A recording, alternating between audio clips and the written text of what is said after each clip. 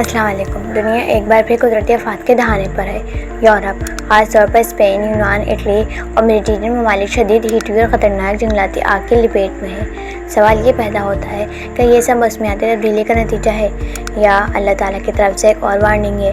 आज की वीडियो में हम इस पर इस्लामी और साइंसी दोनों जावियों से रोशनी डालेंगे। स्पेन में 45 डिग्री से ऊपर दर्जा हरारत, यूनान के कई जजीरे जलकर राख बन गए, इटली में दर्जनों अफराद की हलाकत और हज़ारों बेघर, यूरोप में हज़ारों हेक्टर्स पर फैले जंगलात में आग लगी हुई है। रेस्क्यू टीमें बेबस, इमरजेंसी नाफिज और आर्मी मीडिया परेशान।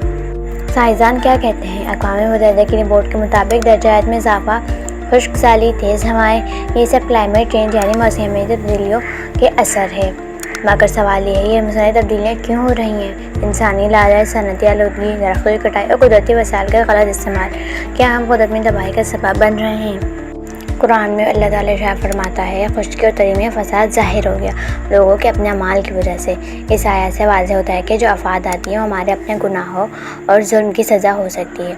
हज़रत नूह अलैहिस्सलाम की कौम हो या हज़रत लूत अलैहिस्सलाम की कौम, जब भी इंसान हद से बड़ा अल्लाह की तरफ से अज़ाब आया, हमें क्या करना चाहिए? तौबा और इस्तिग़फ़ार करें, कुदरती वसाइल का ख्याल रखें, माहौलियात की हिफाजत करें, दुआएं मांगें कि अल्लाह हमें अपनी रहमत से बचा ले।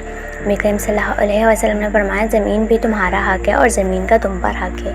यूरोप में लगने वाली आग सिर्फ मुल्कों का मसला नहीं, ये एक आलमी पैगाम है, चाहे वो क्लाइमेट चेंज हो या अल्लाह की तनबीह। हमें रुक कर सोचने, सुधरने और अपने तर्ज़ ज़िंदगी को बेहतर बनाने की ज़रूरत है।